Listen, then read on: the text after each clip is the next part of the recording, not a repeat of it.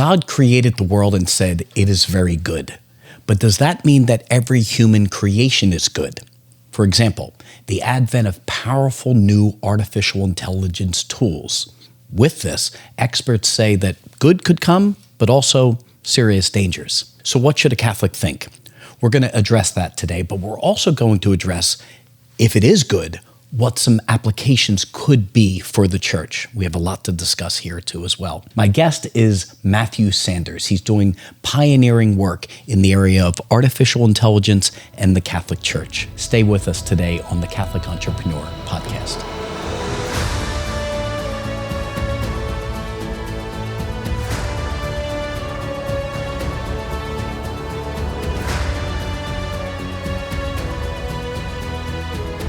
Our sponsor today is Mission Advantage. If you are a Catholic nonprofit hiring a senior level person, Mission Advantage is your solution. You can find them in the show notes below or at missionadv.org. My guest today is Matthew Sanders. Matthew has lived a unique life. He was an infantry officer in the Canadian Forces. He then felt called to religious life, where he went to seminary at Catholic University. After discerning out of seminary, he moved into working for the Canadian government, the Archdiocese of Toronto, and then also as an independent business consultant. In 2015, Matthew founded Longbeard, a Catholic organization focused on delivering artificial intelligence solutions for Catholic ministries and the Church herself. Two of those projects are Magisterium AI and Vulgate AI. Matthew Sanders, welcome to the show. Thanks for having me. For me personally, maybe selfishly, this is going to be intriguing. We've heard these words, artificial intelligence. We're not fully sure maybe what it means or certainly not the ramifications. So I'm going to start very basic, if you don't mind. What is artificial intelligence? And then I'm going to follow it with the question, why should we Catholics, whether ministry leaders or business leaders, be keenly aware of this? It's a good question. And there's a lot of different definitions of artificial intelligence. The one that's always kind of made the most sense to me is it's basically humanity's attempt to replicate human cognition inside of a machine. So that ability to think, to learn, and to know. That's unique. We've never achieved such a feat before. And so because of that, it's about to radically change our world in ways that we've never experienced before. And so that's really the reason why we should be paying attention to it, because it's really going to touch all of our lives and most certainly our children's in a very profound way. So help us with some terms. I mean, I've heard the phrase LLM, machine learning. Maybe tell us what those are, or maybe give us a couple more definitions that, in a short way can frame, what we're talking about here. Well, one of the things I think that surprises people to learn is that artificial intelligence is not really one thing. It really describes a field of study. Within physics, you have multiple disciplines like thermodynamics and astrophysics and things like that. AI, there's multiple fields.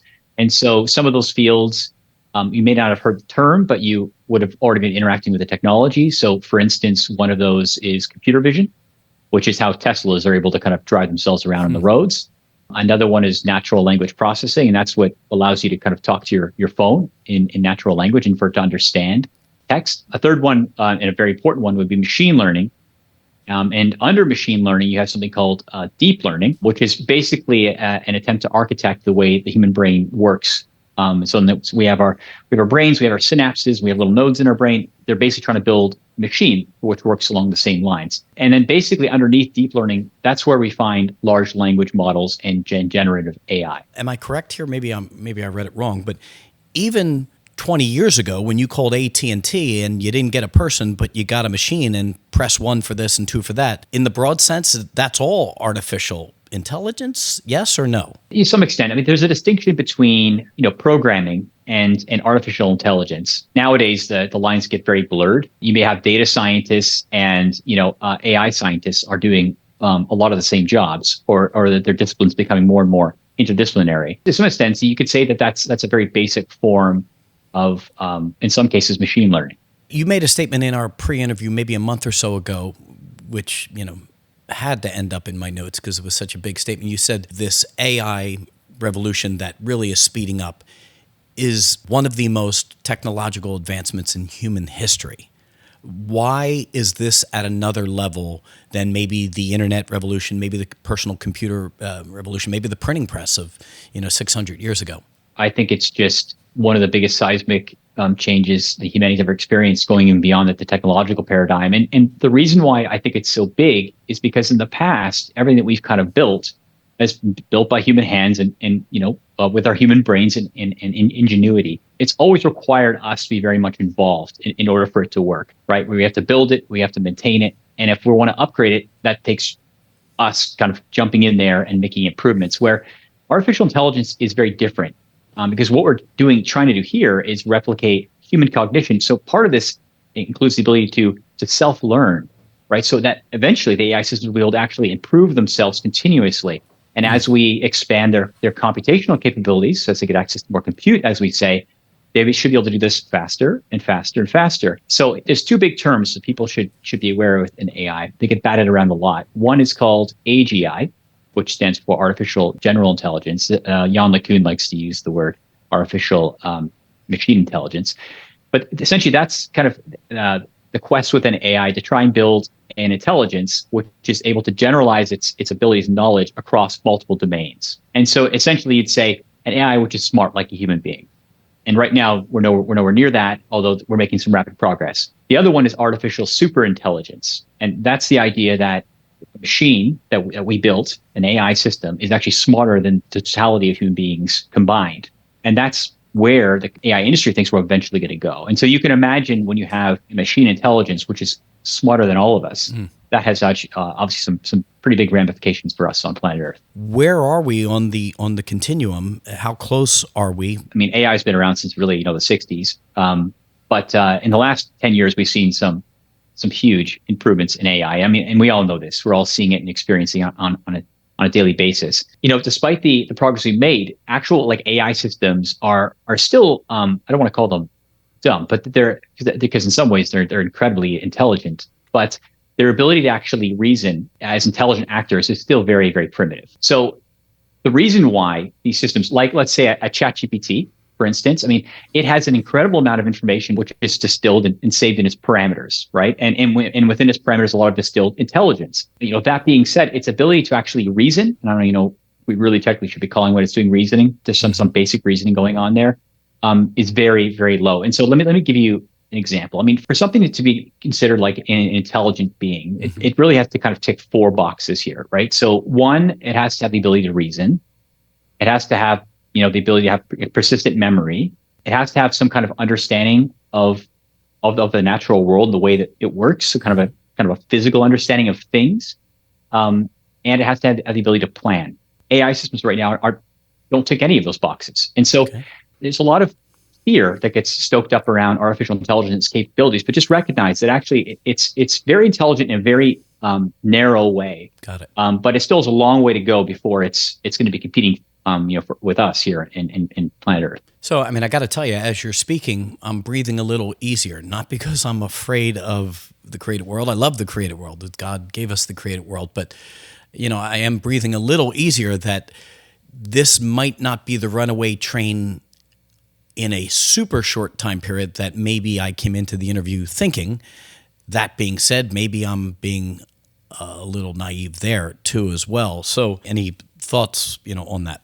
There's a lot of people predicting when AGI will be achieved. Some people are predicting, like I've heard Nick Bostrom and Elon Musk, that's a few years away, right? We're talking like 3 to 5. Okay. And then there are others, the CEO of DeepMind, has batted around 10 years. So, and the reason it's difficult to predict is because there's some breakthroughs that have to be made, right, in these reasoning abilities. Well, I should say beyond reasoning, but as I mentioned, the ability to plan, the ability to understand that the physical world, or as we say in like the field, build like a world model, a mental model, so the AI system kind of understands how the world works. Those will require some major technological advancements, which we haven't achieved yet. So everyone's assuming eventually we'll get there, but the time frame, it's very difficult to predict. So maybe the assumption in my statement a minute ago about breathing a little easier is the implication that it's inherently evil, which I wouldn't hold that position at all. It's more maybe just just a chance to take our breath, because you even have people like Elon Musk, who clearly is a technologist, tapping on the brakes about a half year or a year ago, saying, we need to slow this down. What do you say to Catholics that should be our initial posture towards things like this? My answer would be something along the lines which Pope Francis has shared several times now. He's being advised by some very smart people around this really powerful emerging technology. And although it's the most powerful tool to ever been invented, it's still a tool. And so it can be wielded to do good. It can be wielded to do bad. And so what we really should be focused on is not so much the pace in which the technology is being developed, but more about ensuring that society is ready for the profound ways it's about to change the world, and that we're trying as best as possible to ensure that technology is being built in such a way that it will contribute to human flourishing and not detract from it. And there's a lot of very intentional work we can do to ensure that. Can you share, for those listening and myself, ways that this is going to disrupt the world, and then maybe ways that it will disrupt business and maybe ministry? Sure. Well, what I'll do is I'll start with some broad categories, and then you can deep dive in any particular one you'd like to. I mean, the two big ones which we're already seeing is around data analyses, would be one, and then task automation. So basically having kind of machines come in and automate what used to be some human being's job, or a very large group of human beings. So automation, that's a big one. And it's important when we're talking about artificial intelligence. I mean, I think we tend to imagine this brain living inside of a computer, and we forget about the embodied AI groups, which are working on AI within robots, right? And so they can actually interact with the physical environment. That's very important to keep an eye on, because AI will certainly change the world. AI and robotics is where we're going to see massive systemic changes, in the world. So, when I say task automation, I don't mean the cerebral jobs that the white collar do. I'm also talking about factory work, blue collar work. Robots will be stepping in and doing more of that. And then, of course, like I said, the data analyses. This is huge. I mean, how stocks are traded. That's being more and more being handed over to machines to handle how social media platforms and other technologies profile users and develop specific applications for users or specific content feeds. Again, AI is under the hood doing a lot of that work. So AI has been around for a long time. It's just as it gets more powerful, it's just starting to take over more and more of the jobs that human beings used to either hand code themselves but do themselves. Sure. Maybe a couple thoughts there. I saw Tesla's Optimus. I might be getting the name wrong. And they have maybe 10 working right now in factories where they're the physical robots grabbing boxes, putting them on the shelf. And it's eerie and it's scary. But there's a pastoral ramification, and that is, displacement of positions. And how does that play out, with humanity? Let me walk through this list that you prepared for us and see if anything jumps out at me, jumps out at you as particularly unique. Okay, so 10 ways artificial intelligence will disrupt the world. You offered healthcare innovation, education personalization, which is interesting, improved accessibility, agricultural efficiency, enhanced public safety, climate mitigation, regardless of what we think there, it still technically can play a role in mitigating in either direction. Efficient transportation, financial inclusion, scientific research, acceleration, crisis response. Any of those jump out at you that are particularly big? Like you talked about climate, so let's just call that out. AI systems have this propensity to be biased. And that's because the data they're trained on tends to be representative of certain constituencies. And companies are working very hard to de-bias them by being more selective about the data that they train on. But this is something that I think is enormously important, because as regulators and things become increasingly dependent upon AIs to provide them information and data to make decisions, and in one day AI systems may be even advising on policy, it's important that we always remember that those AI systems are not neutral. And the Pope Francis has said this as well. They're not neutral. They have a bias. And so it's very important, I think, as the electorate, for us to be honest with our governments and encouraging them to be very transparent about in what ways they're using AI and who's AI. Otherwise, I think it could take some dark turns. Yeah, I mean, this is in part why you and your team at Longbeard, and with your initial creations of Magisterium AI and Vulgate AI, I believe is the name of that, are doing what you're doing to guard against bias, but also for Catholics and maybe people of goodwill as a whole who are seeking really a clear understanding of what the church teaches and why it teaches as it does. Is there any escaping this outside of one moving to really an agrarian situation where you're unplugged? And then the corollary to that is, assuming not, how do we Catholics approach this topic of artificial intelligence in our families and really kind of nurturing and nourishing them and maybe fortifying them? Well, I think the more interesting question is, personally, why would you want to escape? I could think there's some obvious reasons why I could see some would want to escape, that, they don't want to have their personal data or have some new AI system monitoring everything they're doing and feeding that to, agents and such. So I know there's a bunch of reasons why we should be concerned about who's using AI and how much information it's gathering on us. But the argument I would make is that AI is going to change the structures of society, and it will affect in one way or the other every human being on the planet. Now, how it actually impacts those human beings is it depends. So those who are very much plugged in, to civilization, they're going to be instantly involved with AI. They're going to have to. Everyone's in a few years, everyone's going to have a personal AI basically to operate in the world. But there'll be so much incoming. It'd be impossible for you to discern what is actually from a human being and what is from a machine. And as they get more sophisticated, you need some defenses here to kind of screen out for you in the same way, your email clients filter out spam.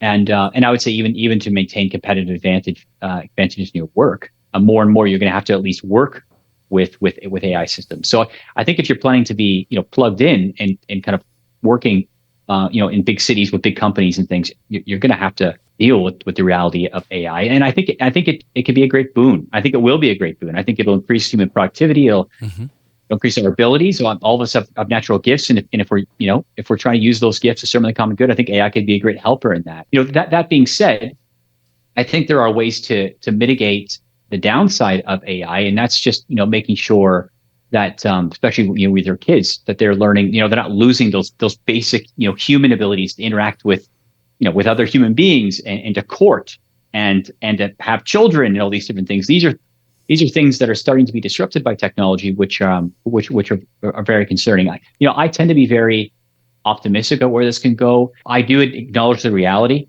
and I know a lot of companies are not in the position to do this because their shareholders would probably eat them alive. But I wouldn't be surprised in 10 years if more than half the world's population was gainfully unemployed as a result of AI and robotics. I think that's inevitable. That could go very bad if people are not given opportunities to then discover other ways to make contributions to the common good, like investing in relationships, learning about themselves, expanding their minds, pursuing their hobbies. If people aren't given first of all, they're not given the ability to discern their gifts and to find the person they love and everything else, this would be a real tragedy. And there's also always going to be an ongoing temptation of these virtual worlds where people can just kind of escape. And I think there's a lot of that could be very scary and very damaging. But I think there's enormous opportunity. I think Musk talks about an era of superabundance, and I generally think we're headed there. But I think that there's a very important role for the church.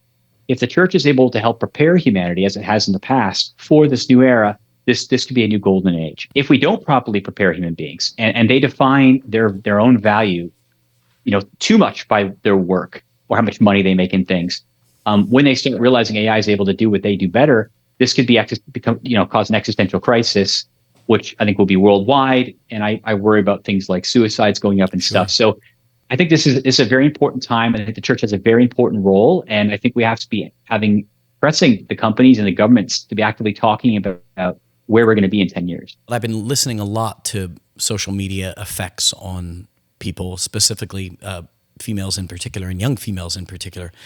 But one of the points that was made, maybe predominantly in regards to females, but also with men, is that people are first and foremost living their engagement with the world through their social media, and their real life is the different weird life. We're already seeing people living kind of other selves through their social media filters, even with making themselves physically look better. That's not really them. There's a lot of people, studying this. I think the dopamine hits that come from social media, gaming, and virtual reality and the metaverse is going to be next level. I think that's a real challenge.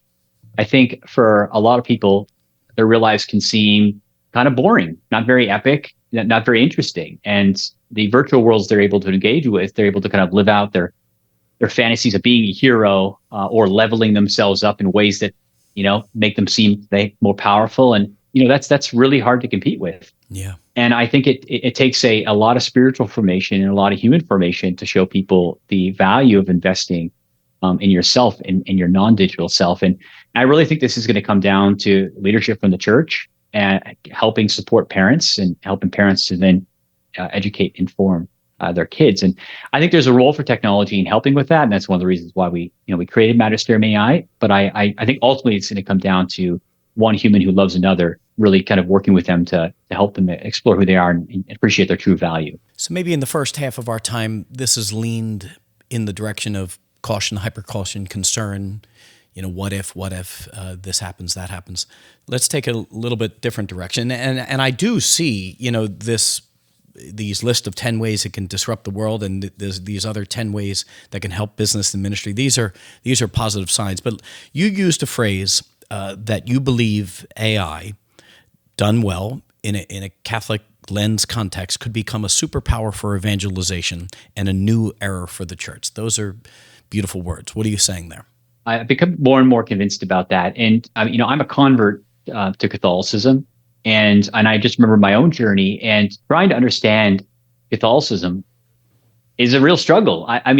There's just a lot there. There's a lot of depth. And that's what's kind of beautiful about it, right? Is it just every layer, you peel back, there's more and more and more. But I think that, that can be overwhelming for a lot of people too. And I think for a lot of people, including myself, back in those days, I was a little proud. I wasn't very motivated to go in and have myself humbled by a priest with how much I didn't know. And I think part of what we're trying to do is to recognize, I hate to use this tired paradigm, but meeting people where they're at, is that, a lot of, especially young people today, are spending time online. And if we want to bring them the treasure trove, which is the faith, the treasure trove of the faith has to meet them there. And it has to not judge them and be very patient with them as they work through their respective issues. And this is one of the benefits of artificial intelligence, is that it's infinitely patient, and it's slightly overseas, but infinitely knowledgeable. And so if you can find the right user interface, and it's there when people need it, I think it could be a very powerful way for people to explore and delve deeper into the faith and hopefully bring about conversion. Matthew, you also used a phrase, the democratization of many things, including the democratization of Catholic evangelization. What were you saying there? Well, I think one of the biggest challenges with the faith is a lot of us feel very intimidated about sharing it with others. And that's, again, because the faith in some ways is very simple, in some ways is very complex. And a lot of people, when they know you're Catholic, what they want to ask you is not the very simple questions. They want to ask the real tough moral questions and things. And so that can make us a bit gun shy. And so, what I see with tools like, Magisterium AI is the ability to help people take lines of questioning that maybe they've heard from their friends and play them out with the help of an AI and basically heighten their understanding and therefore instill greater confidence, so that when they are in that situation again, they feel more equipped to answer those questions. And so that's something I feel very profoundly, that the body of church teaching, and this was the kind of the mission of Magisterium AI, or Longbeard more generally, is how do we take church teaching and make it accessible to anyone in the world on any device in their native language? If we're able to do that, I think that could trigger a new phase of the new evangelization, recognizing always that it's a work of the Spirit. But if we have the right tools and we put the gospel in front of people, I trust God will do his thing. So, again, this is leading very nicely into a resource that you created for us here, which, again, you can download for free. Look in the show notes. You gave a good number here, 10 plus ways that Catholic faith formation can and will be affected by artificial intelligence, customized learning paths and textual analysis, digital archiving, teaching assistance, professional development, customized prayer plans, and a whole host of things. So clearly, when I read that, optimism certainly comes as well. So I presume those are the very things that you're hinting at without getting specific in your last answer. I did a Catholic crypto conference maybe a year and a half or so ago, and I did a good number of media interviews, and maybe halfway through the 2 months when I did those media interviews, I latched onto a concept that I think is correct, like your comment on it, that whenever we discover a new technology, we Christians should look at it with hopeful expectation. That turn of phrase, hopeful expectation that God is doing something new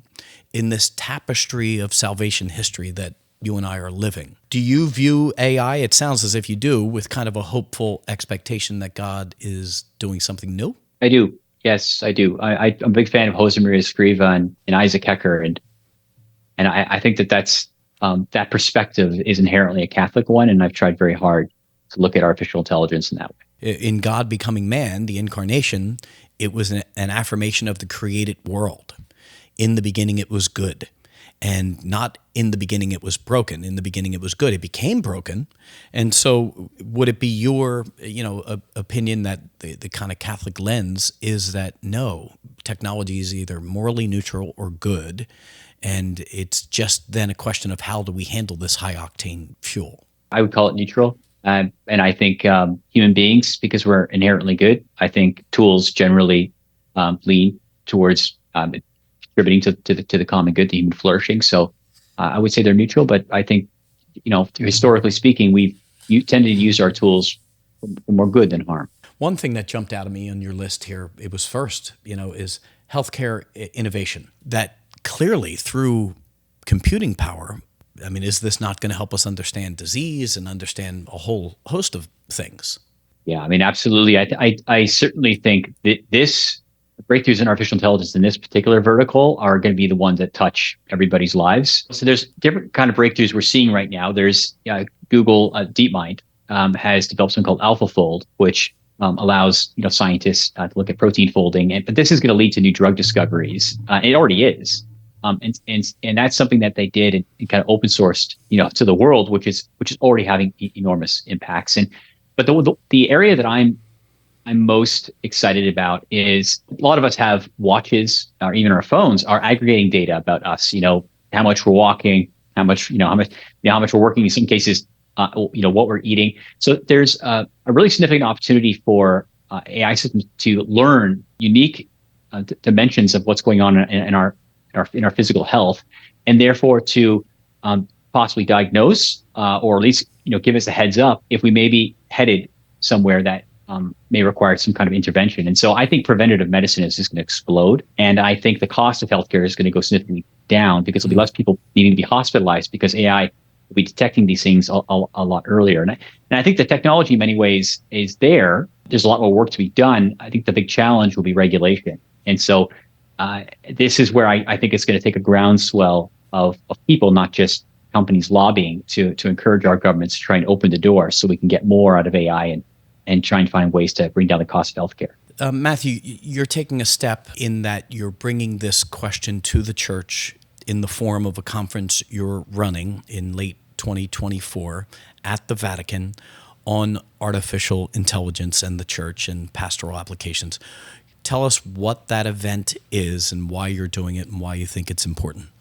Sure. Yeah, the event is being hosted by the Pontifical Gregorian University, and yes, it will be taking place at Vatican City. Father David Nazar, who has been, I would say, the leader within kind of that Vatican Roman ecosystem in piloting new technology, is someone who's going to be there and kind of stewarding us. And the idea for the event really came from conversations we had about the importance of this technology and trying to figure out ways we could uniquely leverage it to advance the mission of the church.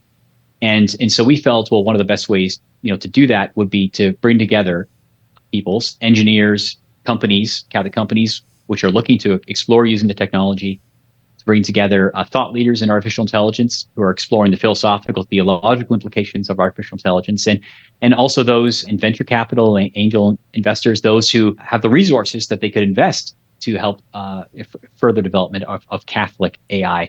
And we felt if we could bring these actors together, at the Vatican, we could help build a new community that could work in a more focused way to make sure this technology is being leveraged to support church mission, but also to help benefit the world.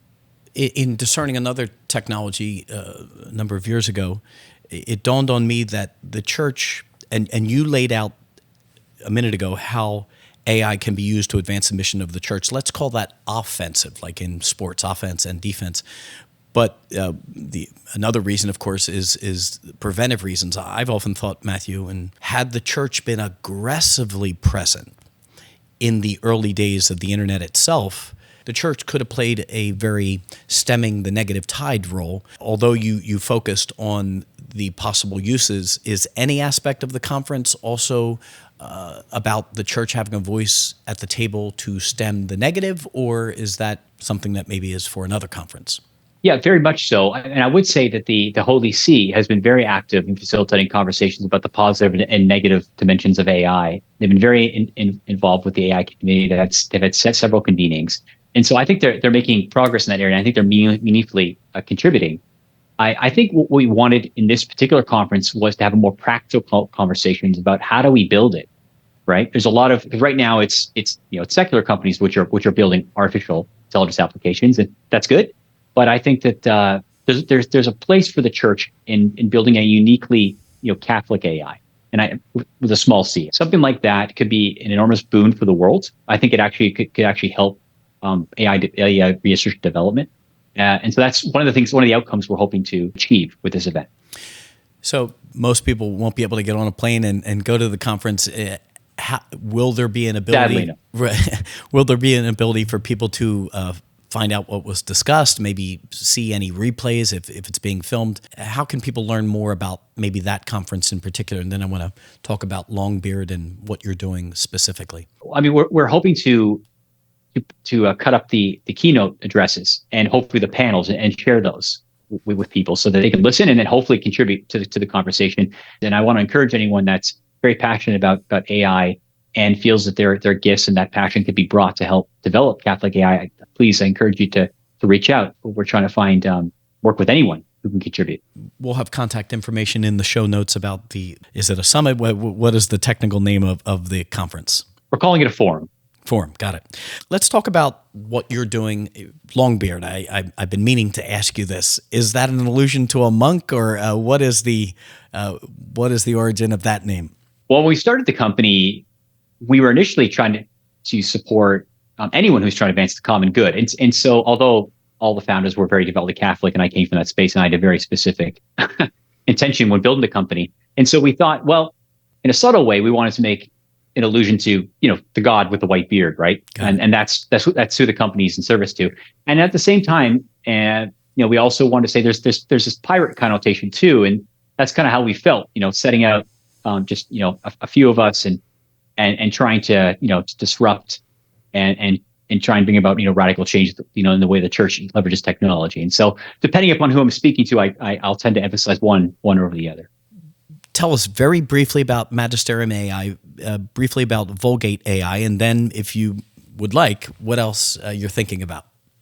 Well, I mean, Magisterium AI is kind of like a ChatGPT, but for church teaching and Catholic philosophical thought. I think that's the simplest way to describe it. Basically, what that means is you come and you ask a question about church teaching, and the AI will crawl through its knowledge base and it will produce for you an answer.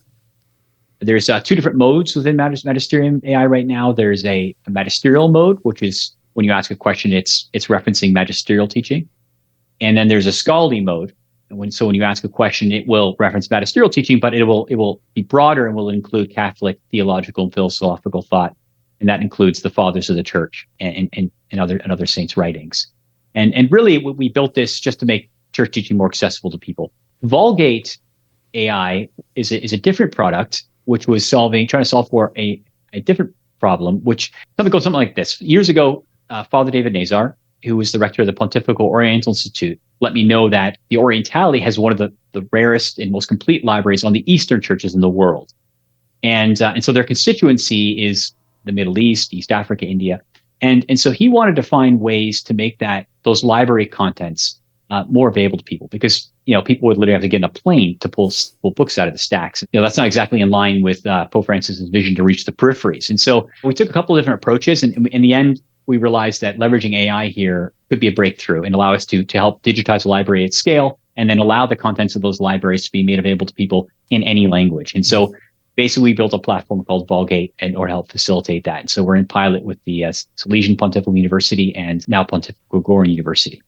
And as far as where Longbeard's going with AI next, one of the main focuses of Longbeard right now is how do we build the most faithful Catholic AI system possible? Because ultimately, what we want to do is once we've achieved that, and we're basically very soon going to be training our first foundation model, we want to then provide an API so that other people can build on top of what we've done. So they don't have to go and try a massive, knowledge base or try and figure out how to mitigate hallucinations.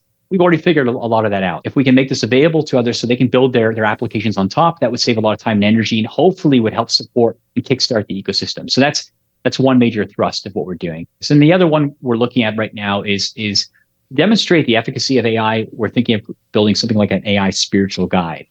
And I don't want to, I'll make it very clear, this is not a replacement for spiritual direction. Mm-hmm. What it's meant to be is kind of a companion which understands where you're at spiritually, understands kind of who you are, and is able to help you put together a personal plan of life and help facilitate prayer and help you continue to learn and grow in the faith. So that's another use case that we're working on right now. A lot of fascinating thoughts and ideas here, Matthew, that you've passed on, and ramifications. And I always like to put numeric values on things, and are we in the first 2% of things? Are we in the first 5% of where this is going? Any quick comment on that, where we are with the evolution of things? We'd be within the first few percent, which is kind of boggling considering how much has happened in the last 10 years. But that's what it feels like. Seriously, and again, boggling as to what has happened. And again, I don't say this next statement for exclusively to promote these three things that you gave, but even just the 30 or 40 applications that you've put forth here concretize the idea of mind-boggling as to what this could all mean. Matthew, thanks for your leadership in this conversation, not this one here, but the bigger conversation of the church and artificial intelligence and technology. Keep doing what you're doing. It's going to make a difference. So, Matthew, thanks for being with me today. Thank you very much. Wow, what a topic, the ramifications of which I think we can only just begin to speculate what this could all mean. So as Catholics, we need to form ourselves and inform ourselves, and I think maybe we did some of that today. Also, thank you to our sponsor, Mission Advantage. If you're placing a senior level position in your Catholic ministry, turn to Mission Advantage. You can reach them at missionadv.org or look in the show notes. Also in the show notes, you'll see how you can sign up for our email list. And two things. One, I mentioned during the show we had some handouts for you. We actually have 3 handouts for you. One, 10 ways artificial intelligence will disrupt the world. 10 ways artificial intelligence can help your business or ministry. And lastly, AI and its application to Catholic formation. But one final thing, if you sign up for our email list, we're giving away 3 mugs. We're going to start with 3. Who knows, maybe we'll go more, but 3 mugs. We're going to randomly select some email names from our list each month, and we will surprise you in the mail with a gift. So please sign up for our email list. We will see you on the next episode of the Catholic Entrepreneur Podcast.